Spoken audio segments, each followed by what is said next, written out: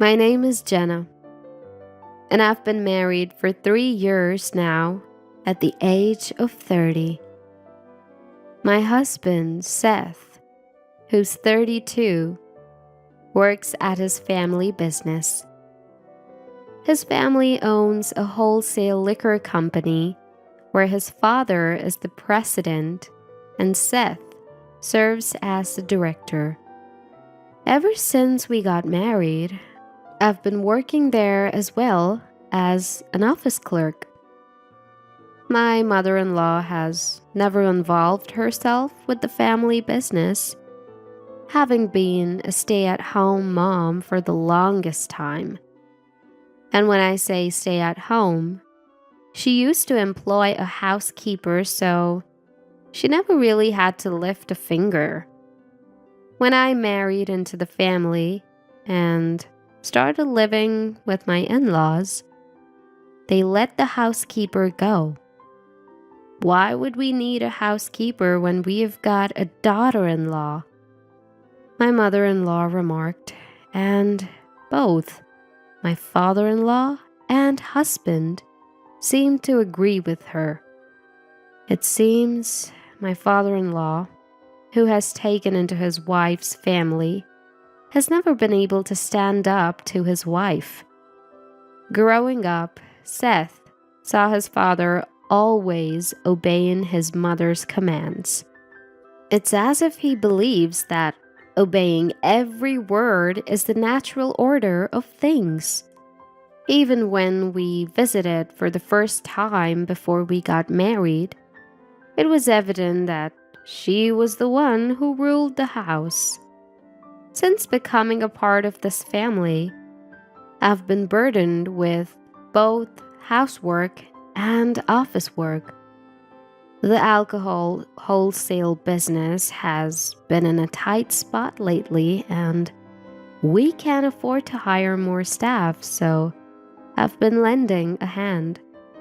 They had to let the housekeeper go because the money to pay her was running out. Nevertheless, this company, which has been around since my husband's grandfather's time, manages to keep going thanks to long-standing business relationships. The grandfather founded the company in his lifetime and expanded it to its current scale.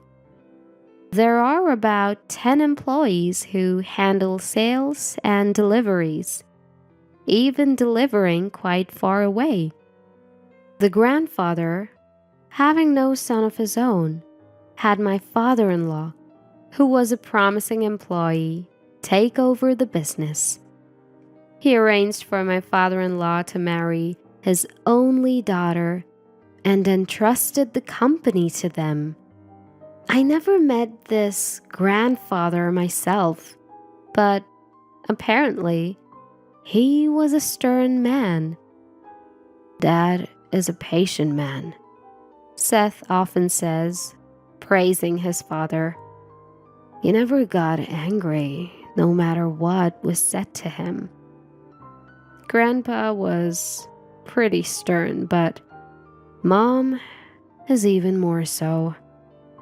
Seth, who accepts whatever his mom tells him, talks about it as if it's someone else's business.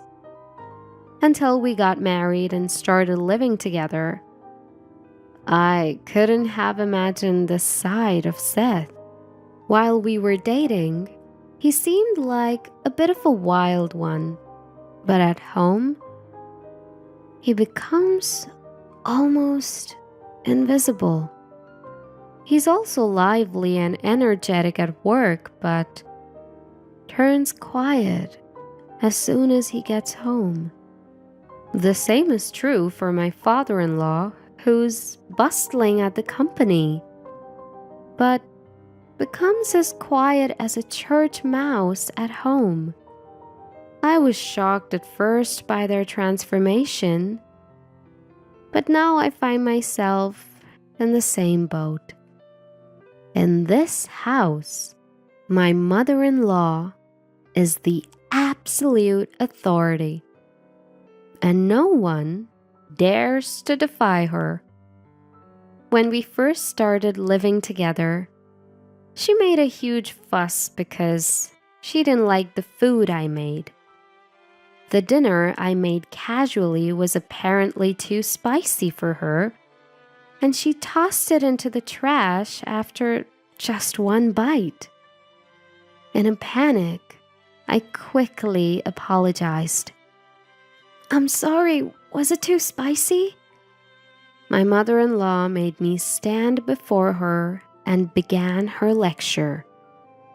"Are you trying to make me sick by making me eat something this spicy?" I was petrified by the sight of my mother-in-law's face, which looked like a demon. Seth and my father-in-law stopped eating their meals and sat rigidly, their eyes cast downwards. When I cast a fleeting glance at them for help, I saw Seth's face, even paler than mine. When I looked at my father-in-law, he too had a pale face, just like Seth. From their expressions, I could imagine how terrifying my mother-in-law's lectures were. After enduring more than 30 minutes of my mother-in-law's sermon, I had forgotten why she was angry in the first place. Even my angry mother-in-law seemed to have gotten hungry and ended up eating the meals I made. Seth and my father-in-law have always lived with my mother-in-law, so they've learned to live quietly at home.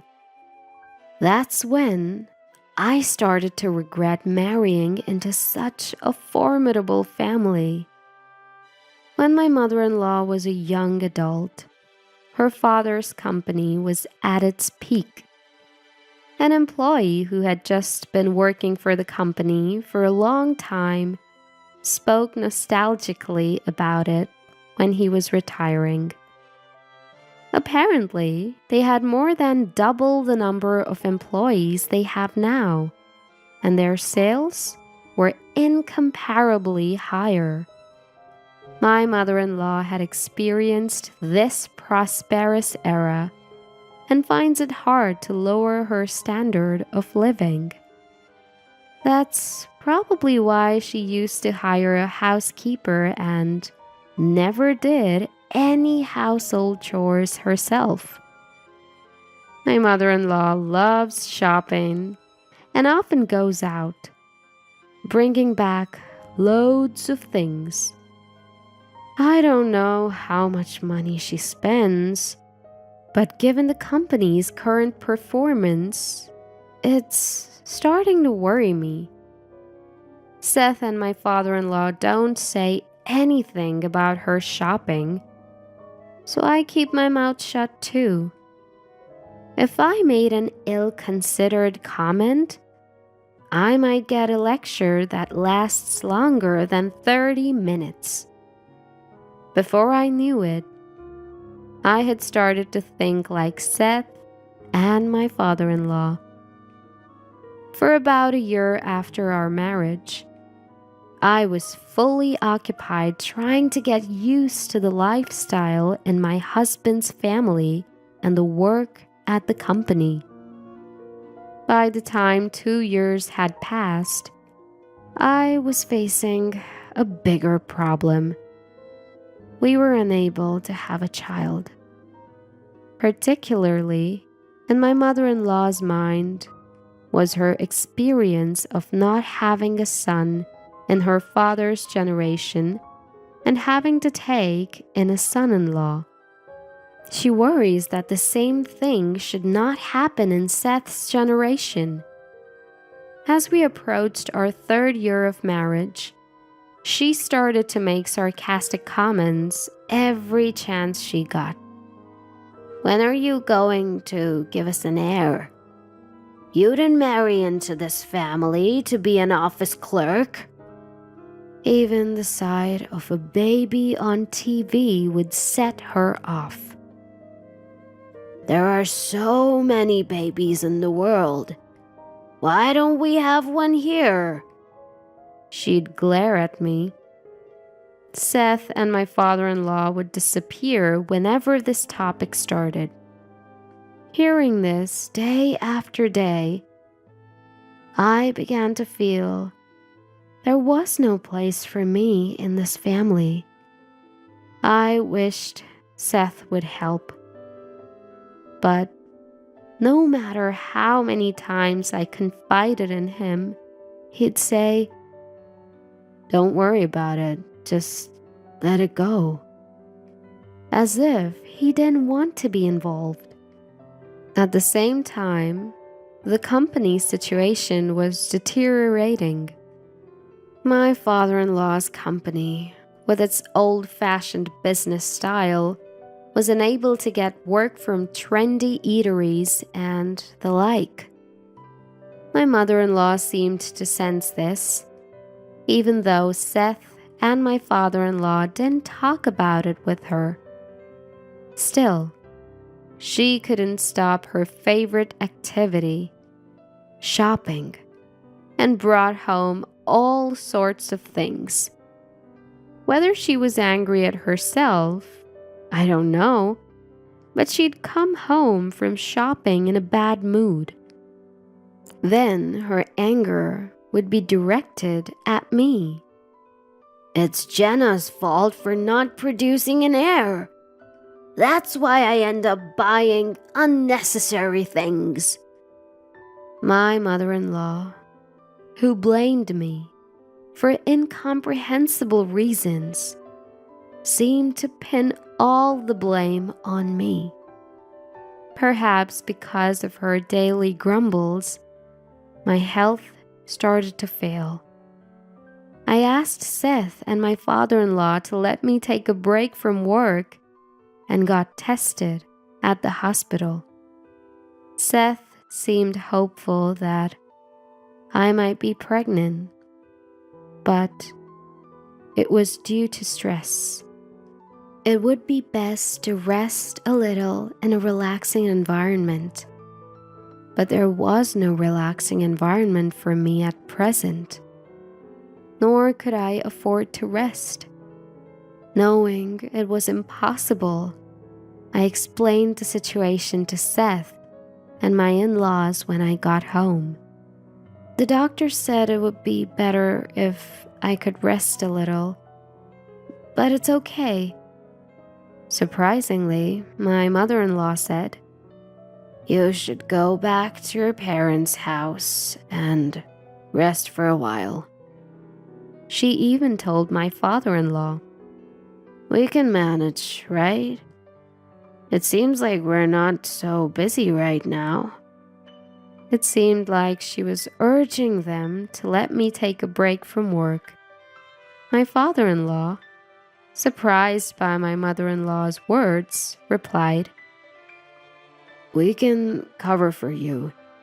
It's okay," with a relieved look on his face. I was shocked by my mother-in-law's unexpected words. At this time, I thought she might actually be a kind person. But that was a big mistake. She was just a person with a bad temper after all. The next day, I went back to my parents' house right away to rest. When I told them on the phone that I was coming back, they seemed very worried. When my mother saw me in person, she said, "You look pale and thin. Haven't you lost weight?" she asked with a voice on the verge of tears.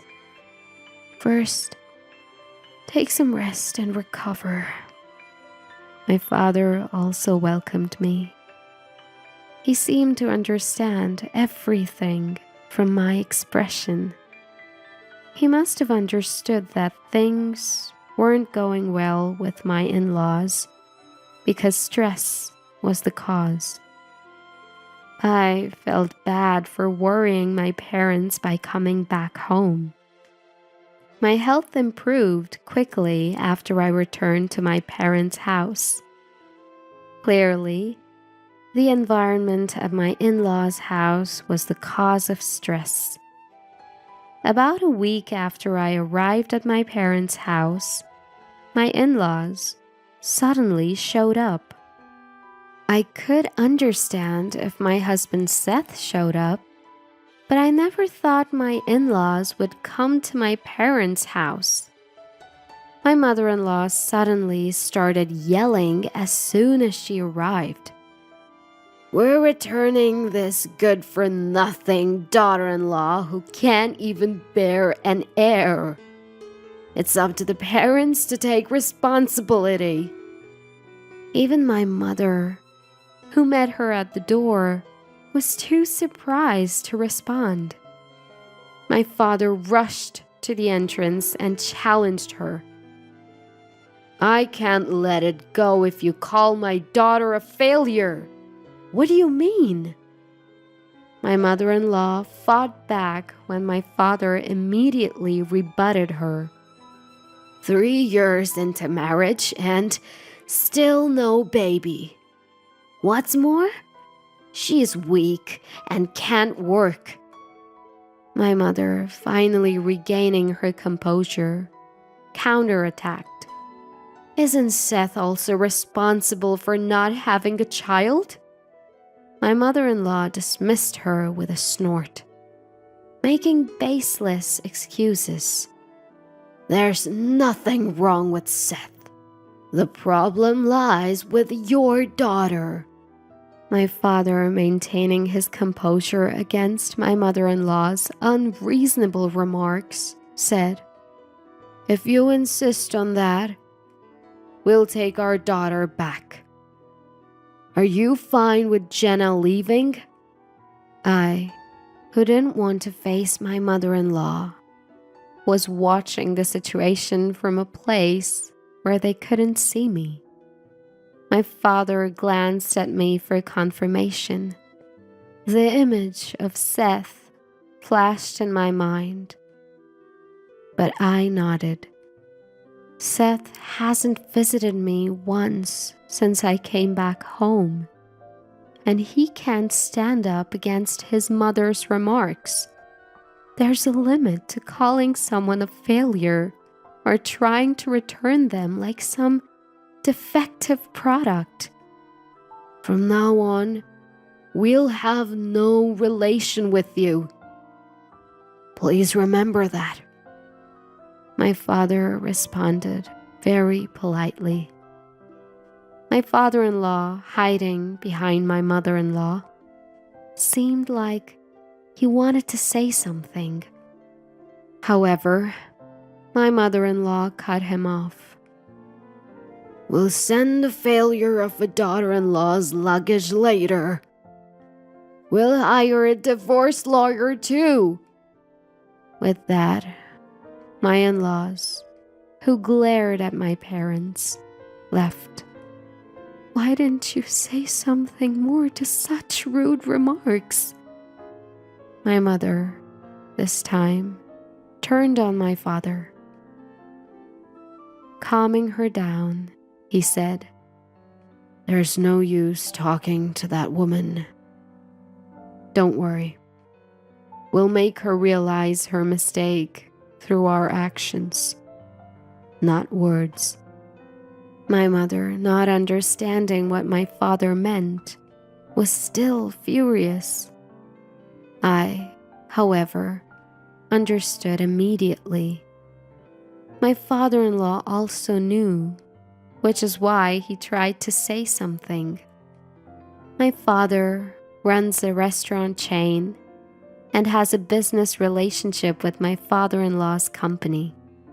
As someone who used to work in administration, I knew this. In fact, it was my father who introduced me to Seth. He had been doing business with my father-in-law's company since the time my grandfather-in-law was the president. My father's company, which started from a single store and struggled at first, received help from my grandfather-in-law. To this day, with a significantly larger number of stores, he procures all the alcohol and beverages from my father-in-law's company. To be honest, it seems cheaper to source from elsewhere, but they continue trading out of gratitude to my grandfather-in-law. Given that my father's company also runs an affiliated pub, it's a big account for my father-in-law's company. My mother-in-law, who didn't know about this, was able to maintain her attitude towards my father. The next day, my father called my father-in-law's company and told the person in charge, "We're ending all transactions with you." The flustered person in charge immediately reported to my father-in-law and Seth. My father-in-law, who had not anticipated that all transactions would be stopped, finally lost his temper with my mother-in-law. "Because of you, we have lost a major business deal." The normally gentle father-in-law's fury and the loss of a major deal seemed to have shocked my mother-in-law. "What? It's because of me?" My father-in-law explained to my mother-in-law that I am the daughter of a major client.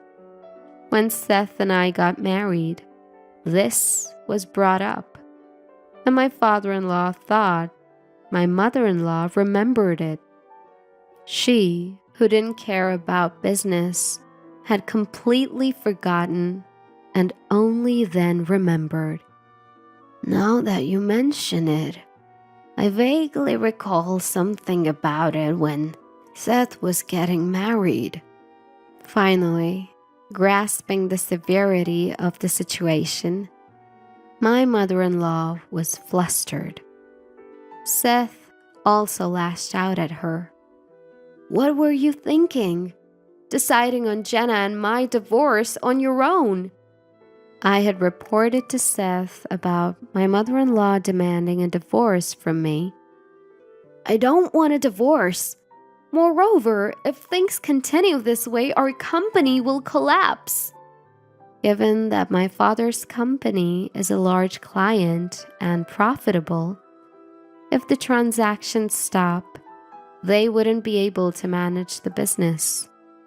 Presently, all trading partners are demanding lower prices and they're hardly making any profit. My father's company, due to the relationship between my grandfather-in-law and my father, hadn't requested any price reduction. Such a relationship of trust seemed to be the only reason why my father introduced Seth to me. That evening, my in-laws and Seth came to my parents' house, but my father did not allow them inside. At the door, my father asked, "After all the disrespect, what brings you here today?" His anger was evident, as my father-in-law apologized from the bottom of his heart and pleaded, "We are sorry for our behavior yesterday. Could we ask you to reconsider our trade relationship?" Despite his plea, my father didn't seem to lend an ear. "We were trading out of respect for the former president. But let's end it now," my father said. And my father-in-law apologized over and over again. Then, turning to Seth and my mother-in-law, he said, "You two should apologize as well." Prompted by my father-in-law, both seemed unwilling. Moreover, my mother-in-law stated, Why do we have to go this far? Let's just give up and find another trading partner. Expressing her refusal to prostrate, Seth also followed suit. There's no need for us to apologize, as Mom said. They wouldn't listen to my father-in-law. Seeing Seth's attitude, my father became even angrier. Seth, I am disappointed in you. Why didn't you defend my daughter? At my father's words, Seth couldn't respond and kept his gaze low.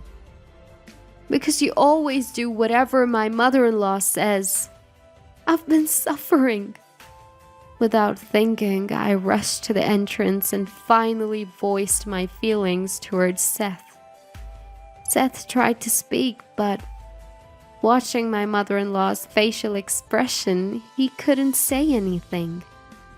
Seeing him like this, I decided that divorce was the only option. Until now, I thought we might be able to mend things. But even that tiny hope vanished completely. I'll pick up my belongings later, I told Seth clearly. My mother-in-law didn't seem to like this attitude of mine and started making a fuss. Yes, that's right. Seth needs to get a divorce from you quickly and find a new bride. My mother-in-law, who had come to apologize, started to badmouth me again. This time we'll get a bride who isn't a failure and can give us a successor. With that, she loudly walked out of our house alone. Seth immediately followed her. My father-in-law, who was left behind, was urged by my father to stop apologizing. I've made my decision.